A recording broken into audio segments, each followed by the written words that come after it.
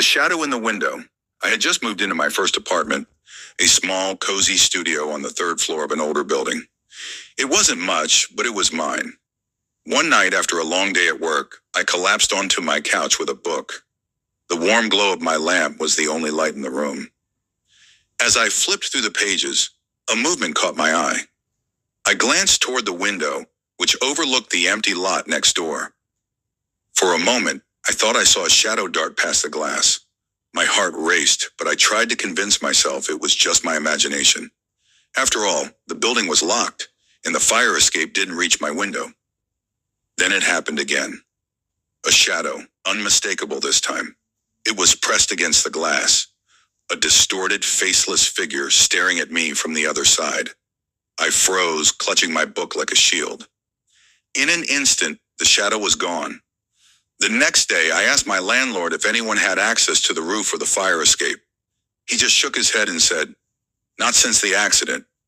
Apparently, a former tenant had fallen to their death from my window years ago. I've since moved out, but I still wonder if that shadow had been watching me or warning me. The phantom call. My friend Sarah had been struggling ever since her brother, Adam, passed away in a car accident. They were incredibly close, and she often mentioned how she wished she could hear his voice just one more time. One evening, we were hanging out at her place when her phone buzzed on the coffee table. She glanced at the screen and froze. Her face went pale. "It's Adam's number," she whispered. My stomach dropped. His number had been disconnected months ago. "Answer it," I urged, trying to mask my own fear.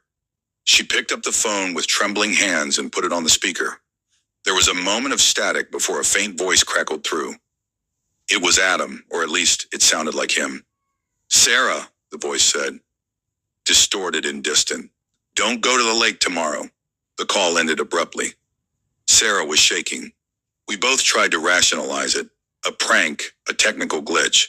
But we couldn't explain how anyone could mimic his voice so perfectly. The next day, Sarah canceled her plans to visit the lake with some friends. Later that evening, we learned there had been a boating accident there. 2 people drowned. Sarah hasn't received another call from Adam, but she keeps his number saved, just in case. The Whispering Doll. Growing up, my grandmother owned a collection of antique porcelain dolls. They were beautifully crafted, but unnerving, with glassy eyes that seemed to follow you around the room. My least favorite was a doll she called Annabelle. Unlike the others, Annabelle had a permanent, knowing smile that made my skin crawl. When my grandmother passed away, Annabelle ended up in my parents' attic. I didn't think about her until years later when I moved back home temporarily. One night as I was lying in bed, I heard faint whispers coming from the ceiling above me. I told myself it was just the wind, but the whispers grew louder, more insistent. It sounded like my name, over and over again.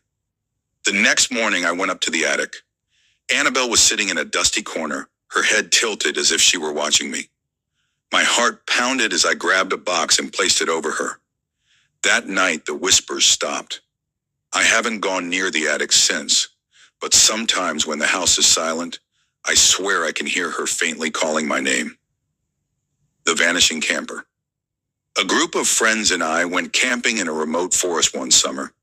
The spot we chose was miles away from any cell service, and the only way in or out was a narrow dirt road.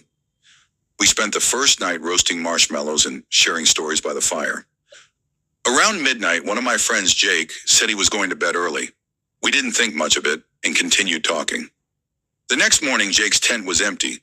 His shoes, backpack, and flashlight were all still there, but he was gone. We searched the surrounding area, calling his name until our voices were hoarse. There was no sign of him. Eventually, we decided to drive back to town and contact the authorities. As we loaded up the car, I glanced back toward the forest. Standing at the edge of the trees was Jake, motionless and staring at us. I called out to him, but he didn't respond. When I stepped closer, he turned and walked into the woods. We tried to follow, but it was as if he'd vanished into thin air. To this day, no one knows what happened to Jake, and his family is still searching for answers. The locked room. In college, I rented an old house with a few friends. The place was cheap, and for good reason. The landlord told us the previous tenant had disappeared under mysterious circumstances. We brushed it off as a way to scare new renters. One evening, I was home alone, studying in my room. Suddenly, I heard a loud bang coming from upstairs. I hesitated before grabbing a flashlight and heading toward the attic. The door to the attic had always been locked, but now it was slightly ajar. I pushed it open, my flashlight cutting through the darkness. The room was empty except for a single chair in the center, facing the wall. On the wall, someone had scratched the words, "Help me, he's still here." I stumbled back, nearly dropping the flashlight. At that moment, the door slammed shut behind me. I screamed and banged on it until my friends came home and let me out. We moved out the next day, and I never looked back. I still wonder who had written those words and who he was. The hitchhiker's warning. A few years ago, I was driving home late at night after visiting a friend. The highway was nearly empty, and the only light came from my headlights. As I rounded a bend, I saw a figure on the side of the road, thumb outstretched. Normally, I wouldn't pick up a hitchhiker, but something about this man's desperate expression made me stop. He climbed into the passenger seat, his clothes dirty and his face pale. He thanked me and introduced himself as Mark. He said his car had broken down miles back and he'd been walking for hours. We made small talk as I drove, but after a while he grew silent, staring straight ahead.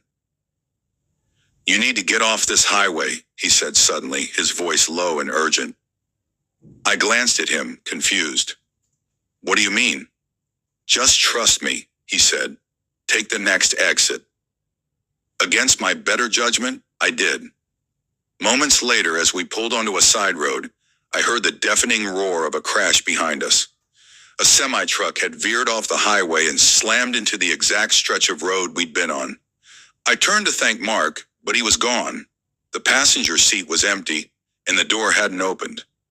I never saw him again, but I'll always wonder who or what he was.